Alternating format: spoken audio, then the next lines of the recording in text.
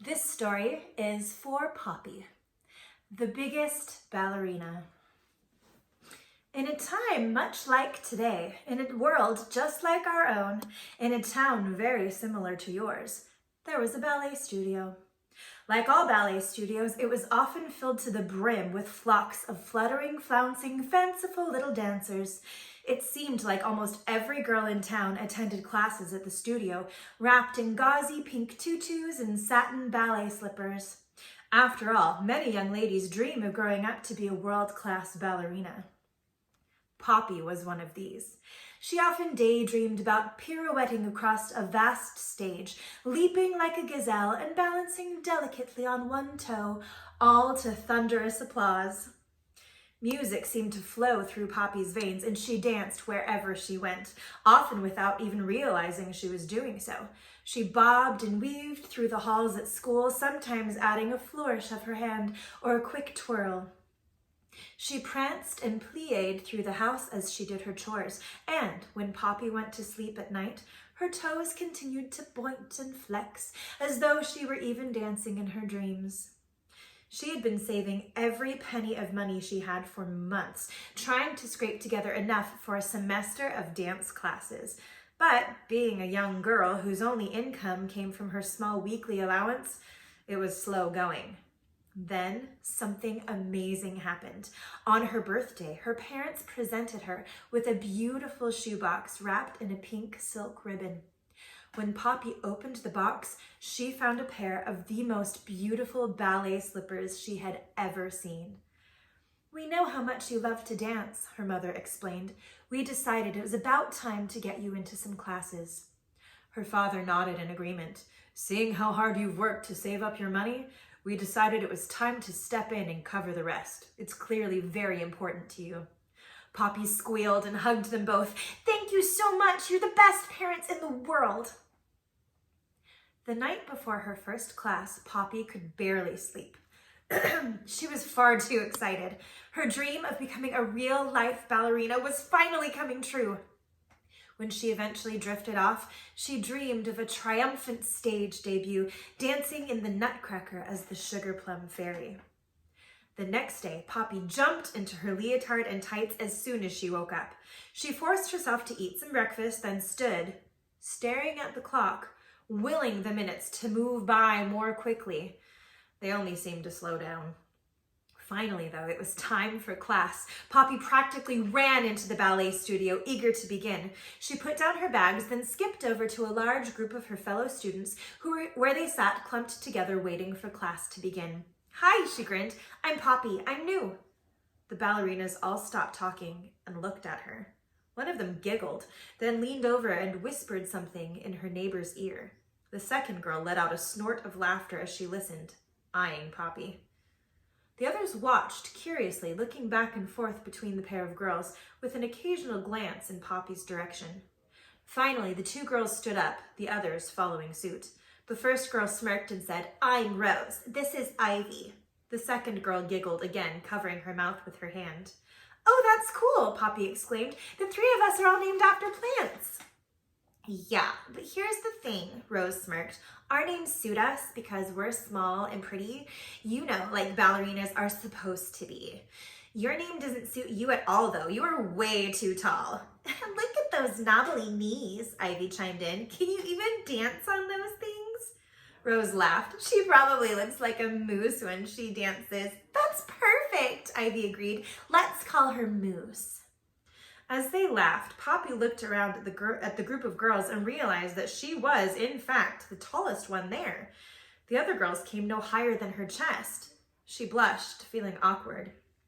"My parents are both pretty tall," she explained, "so that's why I'm tall too, but I promise I've got what it takes to be a dancer." "Okay, Moose," Rose chuckled, "if you say so." Just then, the teacher came in and called for the class to line up at the bar. Still flushing red, Poppy found a spot near the middle. "Teacher," one of the girls behind Poppy called, "I can't see you over the new girl." "Oh, hello," the teacher smiled at Poppy. "How wonderful to see a new student. Oh, but would you mind moving to the back, dear, just so the other students can see?" Feeling embarrassed, but trying not to cry, Poppy nodded and moved to the end of the line. As they warmed up, stretched, and began some basic choreography, she was careful to stay near the back so she wouldn't block anyone's view. As they danced, however, the embarrassment melted away, and Poppy began relishing the pure joy of moving to music. "I can do this," she told herself. "I'll just stay out of the other girls' way and focus on learning the steps. I'll show them that being tall doesn't mean I can't dance." Over the next several months, Poppy did just that. She ignored the giggles and sly looks from her classmates. She pretended not to hear when they called her Moose. She focused on dancing and becoming the best ballerina she could be. As the end of semester recital neared, the teacher gave them their spots for the performance. "As you all know," she explained, "we put the strongest dancer front and center, so if you get stuck and forget your choreography, you can look to them and be reminded." Poppy waited nervously to hear who would get that coveted center spot. She had worked so hard. "This year," the teacher continued, "the dancer in that position will be Rose." Poppy wilted, feeling defeated. The meanest girl in her class, the one who had led the charge in bullying Poppy, was getting to dance in the center position for the recital? It just wasn't right.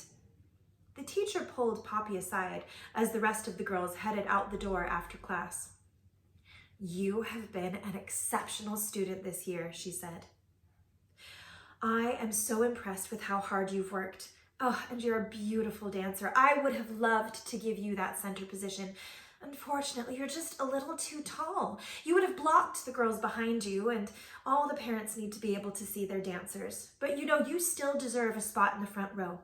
I'm going to put you on the far end of the front row where you can be seen without blocking anyone else. Is that okay?" "Sure," Poppy mumbled.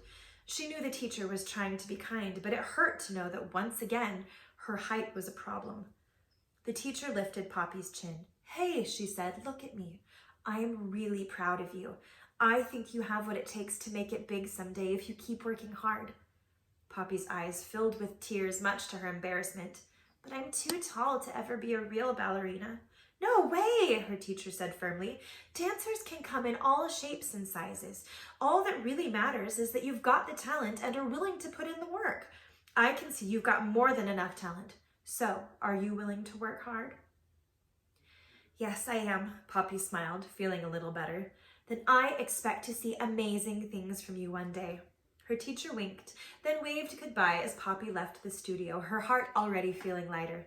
Her teacher believed in her, even though the other girls said she was too tall to be a ballerina.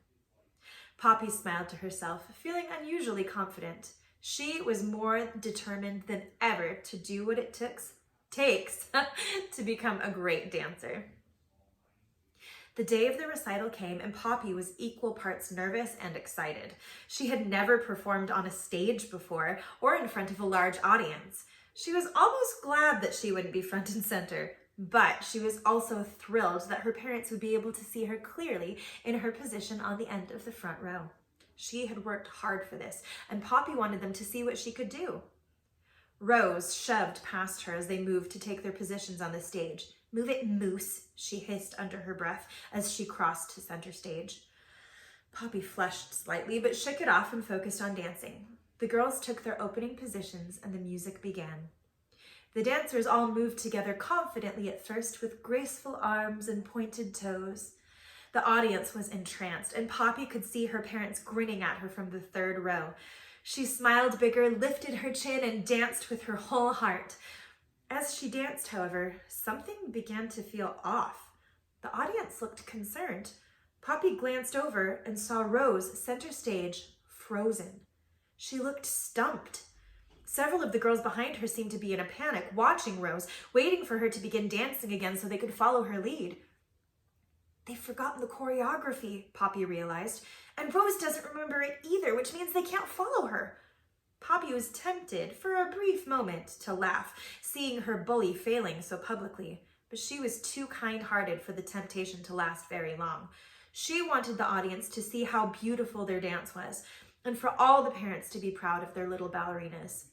"Rose," she whispered as loudly as she dared. "Rose!" Rose's panicked eyes found Poppy's, and she watched as Poppy began the next steps of the dance.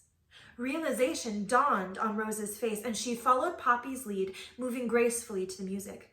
The other confused dancers saw where Rose was looking and also began to watch Poppy for their cues. Soon, all the dancers were once again twirling and leaping in unison. The dance ended and the audience roared in approval. Poppy's parents jumped to their feet, giving their daughter a standing ovation. She beamed at them, proud of what she'd accomplished. As the dancers moved into the wings of the stage, the whole class swarmed around Poppy, talking over each other. I was so confused. It just slipped my mind. I saw Rose looking at you. You're so tall. It was easy to follow you. Wait, Poppy laughed, stopping them. Are you saying that my being tall actually helped? Rose pushed through the group and stood facing Poppy. I owe you an apology. They're right. I was able to see you and follow you when I got confused because you're so much bigger than the rest of us.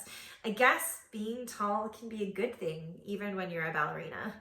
Ivy nodded. And you're a wonderful dancer. If you hadn't known the dance so well, you might have been just as lost as the rest of us. But you were amazing, and I have to admit, you pretty much saved the whole performance. And, Rose said, hesitantly, I'm sorry we called you Moose. The rest of the girls nodded in agreement, adding their own apologies. Poppy blushed, smiling hesitantly at her classmates. You know, moose are actually pretty cool animals, and I'm realizing that being tall isn't such a bad thing. Maybe I can be okay with being called Moose. Rose shook her head. I'd rather call you Poppy. It's a beautiful flower, which makes it the perfect name for a beautiful dancer. It suits you. Poppy almost couldn't believe what she was hearing. Wow, thanks, Rose.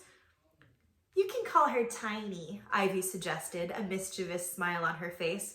Rose shoved her lightly in protest, laughing. Speak for yourself. She turned back to Poppy, still smiling. Friends? Friends, Poppy agreed. It seemed like her time in the dance studio was going to be much nicer from now on. Ballet and new friends? What a fantastic combination. She couldn't wait for next semester to begin. The end.